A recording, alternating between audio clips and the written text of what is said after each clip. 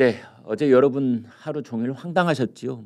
이 단일화가 거의 이루어지는 것처럼 거의 시계가 째깍째깍해서 초읽기가 들어가 있는 거 아니냐 했는데 이 안철수 후보가 갑자기 그 캠프에 있는 분들이 이제 일산화탄소 중독돼서 불행하게도 운명을 달리하는 사건이 있었고 한 분은 중태에 빠졌고 그래서 이제 그 안철수 후보가 사실은 상주 역할을 하고 상중이 있었다 이렇게 볼 수 있지요. 그리고 또 이제 안철수 후보의 부인 김미경 서울대 교수가 코로나 확진자가 됐기 때문에 안철수 후보가 뭐 거의 울먹울먹하면서 2월 13일 날 기자회견도 하고 그랬지 않습니까? 그래서 이제 전격적으로 안철수 후보가 2월 13일 날 일요일 날 오전 11시 30분 뭐 긴급 기자회견, 요즘 긴급 기자회견은 오로지 안철수 혼자 하고 있는데요. 긴급 기자회견을 열어서 여론 조사를 통한 단일화 제안하겠다. 유일한 제안이다. 더 이상 할 말은 없다. 그랬었거든요. 그래 놨는데 이제 막 이런저런 일이 생긴 겁니다. 그래서 단일화에 관한 협상을 속도를 내기가 좀 어려웠었습니다. 그럼에도 불구하고 물밑에서는 접촉이 있었습니다. 예를 들어서 윤석열 후보 쪽에서는 장제원 의원, 성일종 의원, 이철규 의원 이 세 명의 의원이 나섰었고 안철수 후보 쪽에서는 신재현 상임고문, 임명진 전 자유한국당 비대위원장, 그다음에 최진석 상임위원장, 이태규 총괄위원장. 그러니까 어떻게 보면은 안철수 후보 쪽에서는 뭐 거의 최고위급 그런 정치적 중량감을 가진 사람들이 이제 안철수 후보의 뜻을 대변한다고 할 수 있는 사람들이 나서서 그 접촉을 해왔던 거고 윤석열 후보 쪽에서는 현역 의원들이 나서서 그런 접촉을 해왔던 셈입니다. 어제 아침 9시 반쯤 그러니까 그 어제 말이죠. 안철수 후보가 마지막 상주로서의 그 고인이 되신 분의 발인을 마치고 그 직후가 되겠습니다. 그 직후에 윤석열 후보가 전화를 걸었어요. 안철수 후보한테. 왜 윤석열 후보가 지금까지 이 단일화 문제는 나한테 맡겨두세요 라는 말을 반복해 왔던 것처럼 이제 내 손으로 해결을 할 터이니 보세요. 10분 만에 커피 한 잔 마실 시간이면 될 것 같아요. 이제 그래 왔지 않습니까? 안철수 후보는 커피 한 잔 대신에 차 한 잔 마실 시간이면 될 것 같아요. 이제 이런 분위기가 무르익었던 겁니다. 그 무르익은 분위기를 바탕으로 이제 밥이 다 되고 뭐 한 10분 뜸만 들이면 될 것 같으니까 윤석열 후보가 전화를 한 건데 안철수 후보가 안 받았답니다. 일부러 안 받은 건지 다른 뭐 일 때문에 안 받은 건지 모르지만 마지막으로 뭐 정리할 게 있어서 그런지 모르지만 30분쯤 뒤에 안철수 후보가 윤석열 후보에게 다시 전화를 합니다. 그래서 이제 그 윤석열 안철수 대화를 하는 겁니다. 윤석열이 안철수한테 우리 당장 만납시다. 지금 어디 계세요? 내 글로 갈게요. 만나요. 어디? 저 있는 쪽으로 오실래요? 내가 글로 갈까요? 어디 뭐 제3의 장소 음식점이 좋을까요? 기자들 또 올 텐데 뭐 어디가 좋을까요? 당장 만나죠. 이런 겁니다. 그랬더니 안철수 후보가 그러지 말고 실무자들이 좀 먼저 만나는 게 좋을 것 같아요. 아니 지금까지 물밑 접촉해온 건 실무자 아니야 그럼? 근데 뭔가 미진한 게 있었던지 실무자부터 만나게 하자. 그런 겁니다. 대리인을 먼저 만나게 하자. 그러자 윤석열 후보가 선선히 좋습니다. 그러면 실무자를 지정해 주세요. 이제 기자들한테 공개되는 실명자인 겁니다. 최진석이 됐든 이태규가 됐든 뭐 임명진이 됐든 누가 됐든 좋으니까 실무자를 그러면 지정해 주세요. 그랬더니 안철수 후보가 네 알았습니다. 다시 전화 드리겠습니다. 하고 두 사람의 통화가 어제 오전 10시에 끝난 겁니다. 그래서 이제 국민의힘 측과 윤석열 후보 측에서는 이제나 저제나 실무자가 이 사람입니다라는 전화가 올까 하고 기다리고 있었는데 난데없이 낮 12시쯤 국민의당에서 긴급 기자회견 발표가 기자들에게 공지가 된 겁니다. 저는요, 안철수 후보가 단일화 발표하는 줄 알았어요. 제가 어리석기 짝이 없습니다. 왜? 모든 정황으로 봤을 때 안철수 후보는 방송 연설 신청 안 했습니다. 이재명은 33회, 윤석열은 22회 방송 연설 신청했고, 안철수는 2017년 대선 때는 44번이나 방송 연설을 신청했었습니다. 그런데 이번에는 안철수가 단 한 번도 신청을 안 했어요. 이건 무슨 시그널이지? 단일화? 아, 밥이 다 된 게 맞구나. 뜸도 거의 다 들어가는구나.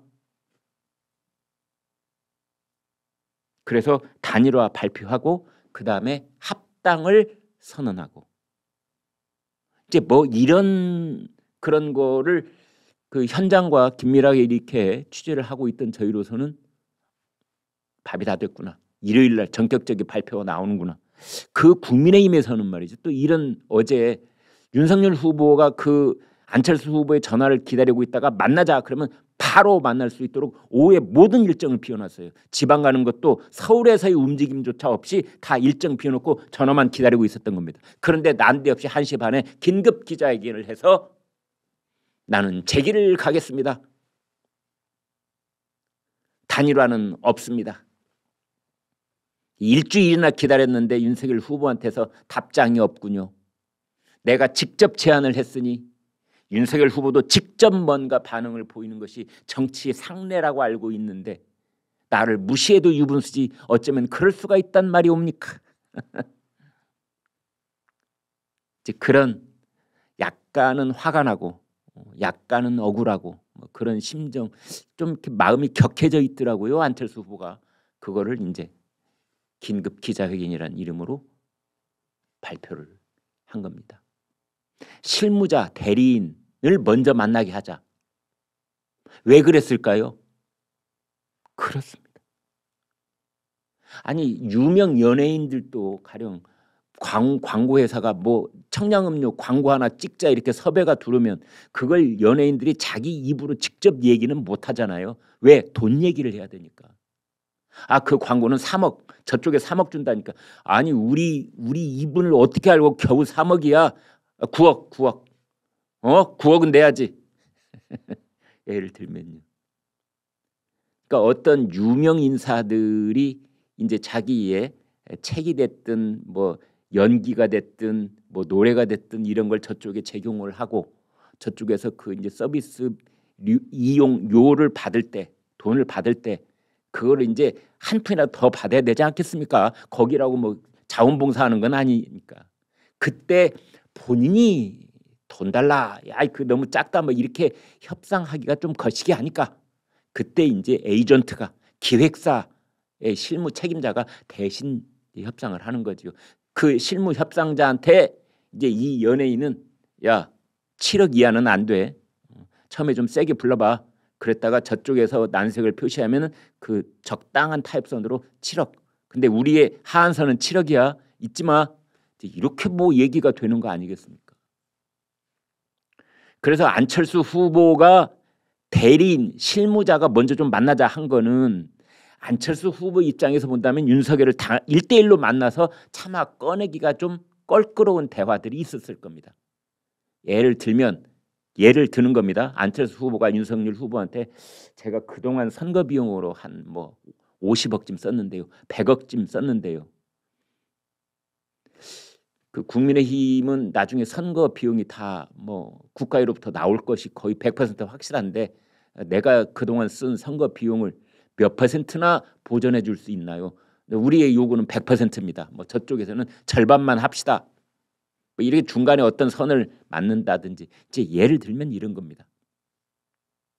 저한테 국무위원 재청권을 가진 책임 총리 이거 확실한 겁니까? 이런 것도 이제 다짐을 한 번 더 받아 놔야 될 것 같고, 그다음에 우리 캠프에 이 사람은 뭐 다음 지방선거에서 공천 이거 좀 보장해 주셔야 될 것 같아요. 라든지 합당을 하게 되면은 국민이란 말은 살려놓는 게 좋지 않을까요? 뭐 당명을 바꾼다고 할 경우에 뭐 이제 그런 얘기들 잘못 얘기가 되면은 치사해질 수 있는, 그러나 누군가는 나서서 정확하게 아큐를 지어놓고 문서로 만들어 놓아야만 되는 그러한 얘기들, 공천, 돈, 감투. 정치라고 해서 뭐 특별한 게 있겠습니까? 마지막 협상에는 세 가지지요. 감투, 총리 플러스 장관 자리 3개. 예를 들면 그런 겁니다. 이제 그래서 대리인을 먼저 만나게 하자. 그동안에 뭐 부분적으로 얘기들이 많이 왔다 갔다 했는데 그러지 말고 실무자, 대리인이 만나서 이제 문서화하는데 딱딱 하나씩 결정해 나가자. 뭐 예전에 뭐 싸움은 말고 흥정은 붙이랬다고, 이제 이게 어떤 흥정의 일환일 수도 있는 겁니다. 이준석 대표가 말한 것처럼 속값을 후하게 쳐받을 수 있는 이제 그런 뭔가를 하려고 하는 것이지요. 그런데 안철수 후보가 단일화는 없다 선언을 해버린 겁니다. 그러면 안철수 후보의 마음에는 뭐가 갑자기 밀어닥쳤길래 그렇게 심경의 변화가 일어날 건가요? 제가 봤을 때는요, 이준석 대표한테 무지 화가 난 것 같아요. 첫 번째로 단일화 협상이고 뭐고 뭐 물밑 접촉이고 실무자고 간에 이준석하고는 못하겠어. 왜냐하면 이준석 대표가 일요일 날 토요일 날도 거의 쉴 틈 없이 방송에 나가서 안철수의 전격적인 사퇴, 윤석열에 대한 지지선언, 안철수는 총리도 안 되고 경기도지사도 안 되고 뭐 합당을 할 때 뭐 국민의힘 그 이름은 움직일 수가 없고 뭐 어쩌고 저쩌고 이렇게 안철수의 염장을 지르는 발언을 계속해 왔습니다. 대개 정치인들이 방송에 나가면은 대표한테는 대표님이라고 나이 고하를 막론하고 그러는데 이준석 대표는 안철수 대표한테 님자 안 붙이더라고요. 안 대표 상당히 그 연상이고 정치 경력도 뭐 자기가 왜 대통령 후보를 여러 번 했기 때문에 좀 우러러 봐줘야 될 그런 정치적 도의가 있는 관계라고 볼 수가 있는데도 불구하고 그냥 안 대표 해버리더라고요. 상대편을 비난할 때도 마지막 감정선을 안 건드리려고 되게 님자를 붙이거든요. 아령 국민의힘에서 이재명 민주당 후보를 이렇게 육성으로 어디 나와서 할 때는 이재명 후보님이 생각하고 계시는 것은 착각이라고 말씀하지 않을 수 없습니다. 라는 식으로 님자를 붙이는데 이준석은 안철수한테 님자 빼버리더라고요.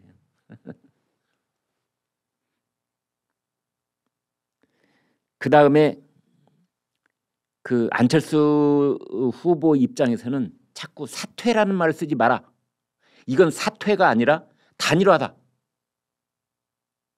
내가 뭐에 쫄아가지고 당선될 가능성이 제로가 돼가지고 지금 안철수 후보의 단일화 당선 가능성, 당선될 수 있겠다고 보느냐, 여론조사를 해보면 1.5%쯤 나옵니다. 거의 우리 국민들 99%가 안철수는 당선될 가능성은 없어 이렇게 생각하고 계시는 거죠. 그렇다 하더라도 나한테 사퇴란 말은 쓰지 마세요. 단일화입니다. 내가 윤석열과 1대1로 붙어서 단일화를 하는 것이지 내 스스로 물러나는 게 아니올시다. 이제 그런 프레임을 자꾸 흔드니까 거기에 대해서 화가 난 겁니다. 그 다음에 플러스 알파의 요구 조건이 있을 수가 있는데 그것은 차차기 2027년 국민의힘의 유일한 대통령 후보는 안철수다 라는 거를 좀 윤석열 후보가 그 마지막 전화통화에서 좀 적극적으로 말해주기를 기다렸을 가능성이 있다고 저는 보는 겁니다. 윤석열 후보가 전화통화에서 만나기 전에 몇 마디 저 차기에 정권교체가 이루어져서 새 정부가 들어서면은 우리 안철수 후보님께서 헌법상에 보장된 국무위원 추천권을 가진 책임 총리로서 나라를 위해서 힘써 주시기를 저는 간절히 기대하고 있겠습니다. 뭐 이런 말 가령 예를 들면 이런 말을 직접 듣고 싶었던 겁니다. 다른 뭐 제3자를 통해서가 아니라 윤석열 후보의 입을 통해서 안철수는 그 말을 듣고 싶었던 거라고 저는 생각을 합니다. 근데 그 말이 없었던 거지요. 그래서 야 긴급 기자회견 발표해. 오후 1시 반에. 여러분 그릇이 완전히 깨져버렸다고 생각하십니까? 아니면 다시 이 단일화 정권 교체의 이 점보 제트기가 날아오를 수 있다고 보시는지요? 여러 가지 얘기들이 엇갈려 있습니다. 단일화는 물 건너갔다는 사람도 있고 아니야 변화 가능성은 충분히 있어 뭐 이런 사람도 있고. 근데 이제 국민의힘에서는 뭐 이런 얘기를 수군대고 있습니다. 안철수 후보의 부인 김미경 씨가 서울대 교수인데요. 왜 지난 일요일이면 어제가 아니고 8일 전 왜 코로나 확진자가 돼가지고 격리 치료를 받았지 않습니까? 그런데 18일 날 퇴원을 했습니다.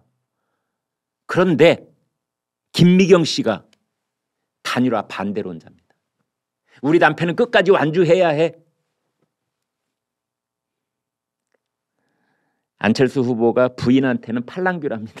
그래서 뭐 부인이 하면은 꼼짝을 못한다 이런 얘기 있는데 뭐 부부 사이에 있는 일은 저희가 어떻게 장담을 할 수 있겠습니까? 근데 아무튼 부인 김미경 교수가 단일화에 대해서 반대하고 자기 신랑이 끝까지 완주하기를 바란다는 그런 뜻을 이제 누차 표현해 왔기 때문에 김미경 교수가 병원에 나온 뒤로 안철수의 단일화에 대한 거부감이 굳어진 거 아니냐 이렇게 입방아들을 쫓고 있는데요.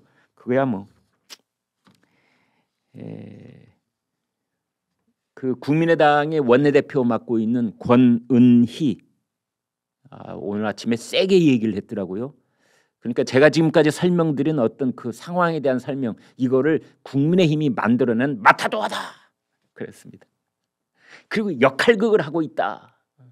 윤석열이 맡은 역할, 장제원이 맡은 역할, 그래서 말이야 얼르고 뺨 때리고 뭐 이런 그 역할들이 있지 않습니까? 굿캅, 배드캅 그런 역할극을 하면서 우리 국민의당을 농락하고 있는 거다. 마타도어다 그랬더라고요. 그런가 하면은 그 국민의힘의 이양수 선대본부 수석 대변인은 이렇게 말했습니다.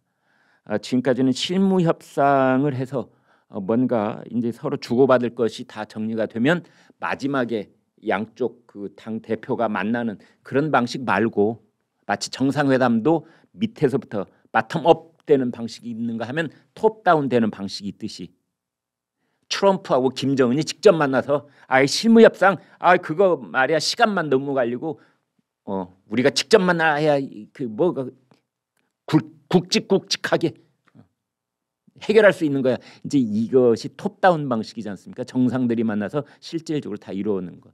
당 영수들이 직접 만나는 그런 톱다운 방식은 아직도 가능한 거 아니냐. 이제 이런 얘기가 나오고 있습니다. 예컨대 그 윤석열 후보가 뭐 오늘 이 방송 끝난 직후에라도 안철수 후보에게 연락을 해서 그동안 안철수 후보가 듣고 싶어했던 말들 제가 지금까지 설명드린 내용들 있죠. 그걸 그냥 쫙 얘기를 해주고 거기 플러스 알파까지 얘기를 해서 그렇게 또 이루어질 수도 있죠. 한 가지 그렇게 되려면 윤석열 후보도 좀 마음이 급해져야 되는데요. 지지율이 떨어진다든지 안철수 단일화 결렬로 뭔가 판세가 흔들리고 있다든지 이런 게 감지가 되면은 윤석열 후보도 애가 달아서 가만히 있을 수는 없겠죠. 그때 이제 적극적으로 다시 한번 손을 내밀 기회가 올 텐데 만약 오늘 아침에 발표된 여론조사 6개처럼 윤석열의 확실한 우세의 판세가 굳어져 가면 윤석열 후보 입장에서도 뭐 안철수한테 굳이 아쉬운 소리 안 해도 되겠군. 이제 이런 판단을 할 수도 있는 겁니다. 다만 지금 우리나라 국회에는 민주당이 슈퍼 일당이 돼 있기 때문에 윤석열 후보가 대통령이 당선된다 하더라도 국정 초반에 운영 동력을 확실하게 얻으려면은 대통령 선거 때 받은 지지율이 득표율이 꽤 높아야 하는데 그렇다면은 안철수의 도움도 필요하다. 그것이 지금 국민 대다수가 국민의힘 윤석열 후보에게 내리고 있는 명령 아니겠습니까? 뭐 이런저런 뭐 그 자질구레한 거 따지지 말고 좀 통 크게 대승적 차원에서 국민들의 염원이 그쪽에 가 있으니 그리고 지금 옆길로 한참 나갔던 나라를 제자리로 돌아오게 하려면 대통령한테 힘이 있어야 되니까 윤석열 당신이 이뻐서도 아니고 안철수 당신이 아쉬워서도 아니고 지금 상황에서 두 사람이 뭉쳐야 나라를 제자리로 돌려오게 하는 그 힘을 갖게 될 것 같으니까 제발 좀 손을 잡아라. 저는 그런 상황이라고 판단을 합니다. 이 어제 뭐 단일화가 결렬됐다 그러니까 아주 재빨리 민주당 쪽에서 안철수 후보에게 손을 내밀고 있더군요. 이재명 후보, 민주당 이재명 후보는 안철수 후보님의 새 정치를 향한 열망과 의지에 공감합니다. 송영길 대표는 또 이렇게 얘기하게 하고 있더군요. 통합정부가 열려 있습니다. 안철수 후보가 단일화 결렬 발표를 하게 된 것은 이준석 대표나 윤석열 후보, 국민의힘 측에서 안철수 후보를 모욕하고 모멸한 결과가 아닌가 생각을 합니다. 안철수 따독따독 그래 답답하지 우리한테 와 우리한테 저 사람들이 말이야 아유 정말 옆에서 보고 있자니 안철수 당신은 얼마나 그 이준석 말이야 특히 아유 그 입 이자가 그냥 방송 하루에도 두세 번씩 나가서 당신 욕하고 막 조롱하고 비난하고 우리가 옆에서 봐주기도 못 봐주겠더라고. 우리한테 오면 그거 다 해결돼. 청와대 관저만 빼놓고 갖고 싶은 거 있으면 다 가져.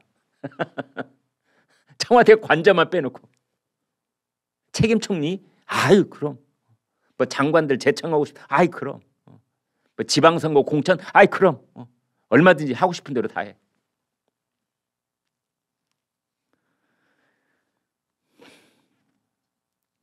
그러니까 송영길 대표가 한 말 중에 일리가 있다고 생각되는 부분이 바로 이런 겁니다.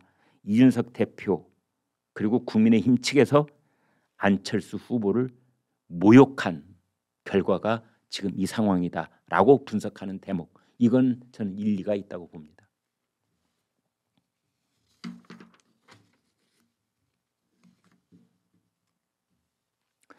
이준석 대표한테는 지적을 하지 않을 수가 없는데요. 이런 겁니다. 예를 들면 안철수 후보가 그 이번에 고인이 되신 분들의 빈소에서 영결식에서 이렇게 말했습니다. 제 목숨을 걸고 그분의 희생이 헛되이 되는 일이 절대로 없어야겠다는 각오를 하게 됐습니다. 국민의당은 고인의 유지를 받들어 선거 운동을 한다는데 제 목숨을 걸겠습니다. 이랬거든요. 그러니까 그 왜 버스 안에서 가스 중독이 돼서 돌아가신 분에 대해서 그분의 유지를 받들어서 이제 끝까지 각오를 하겠다. 헛되이 하는 일이 없도록 하겠다. 이게 이제 안철수 후보의 말이었는데 그걸 이준석 대표가 뭐라고 했느냐? 앞으로 국민의당 유세차 버스 운전하는 분들은 들어가기 전에 유서를 써놓고 가야 되나? 그 고인들이 불시에 돌아가셨는데 유지를 어디서 확인하나? 이렇게 비아냥거린 겁니다. 이거는 이준석이 대단히 잘못된 발언이라고 저는 생각을 합니다.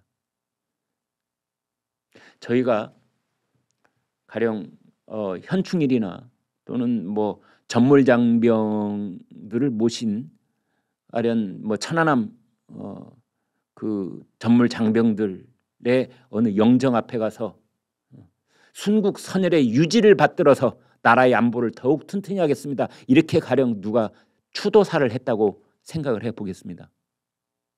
천안함에 전몰한 그 용사들이 다 유서 써놓고 그렇게 됐습니까? 아니지 않습니까? 안철수 후보는 그때 상중이었고 그때 이 불시에 돌아가시긴 했지만 우리 당을 위해서 일했던 분이기 때문에 그분의 유지를 받든다고 얼마든지 말할 수 있는 겁니다. 그런데 이준석이가 가서 아니 그분이 유서 써놨나? 나의 유지는 다음과 같다. 1, 2, 3, 4 뭐 이런 거 써놨나? 앞으로 이제 국민의당 버스 유세차 차량 운전기사들은 다 유서 써놓고 들어가야 되겠네 라고 조롱하고 비하는 거는 겁니다.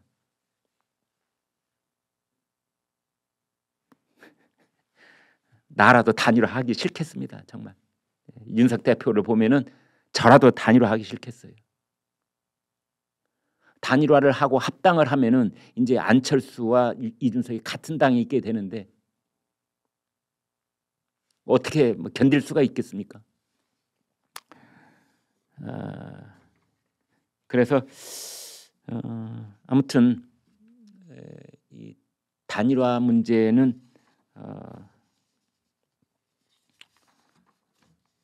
뭐 어느 쪽이 더 옳다 그러다 이런 그 판단은 저희가 좀 신중하게 말씀을 드리겠습니다. 여기서 이제 한 가지 오늘 대통령 선거가 16일 남았군요. 딱 보름 남았다 이렇게 볼 수가 있는데 아무튼 사전 투표가 있기 직전까지는 단일화 선언이 유효하다고 볼 수가 있는 겁니다.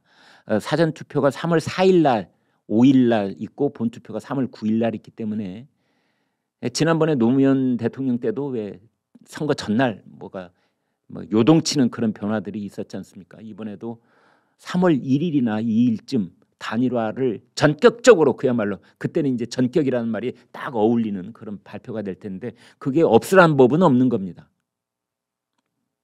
다만 어제 일요일 날 안철수 후보가 단일화 없다, 제 길을 가겠다 했기 때문에 그 단일화 결렬, 일단 단일화 무산이라고 오늘 아침 모든 신문들이 일면 톱으로 대서특필을 하고 있는데요. 이것이 윤석열 후보의 지지율을 떨어뜨리는 쪽으로 작동을 할까요? 아니면 오히려 윤석열 후보 쪽의 지지율을 결집시키는 그런 쪽으로 작동을 할까요? 여러분은 어떻게 보십니까? 만약 윤석열 후보의 지지율이 악영향을 받아서 고개를 숙이는 쪽으로 작동을 하면은 아마 단일화 협상이 다시 뜨겁게 재가동될 가능성이 있다고 보는데 의외로 윤석열 후보 쪽에 엄청난 결집 효과가 일어나서 이재명 후보 격차를 더 벌리고 있다. 그러면 안철수 후보의 입지가 점점 좁아진다. 이렇게 볼 수 있겠는데 그것은 이번 주 중반쯤에 나오는 여론조사를 봐야 알겠습니다.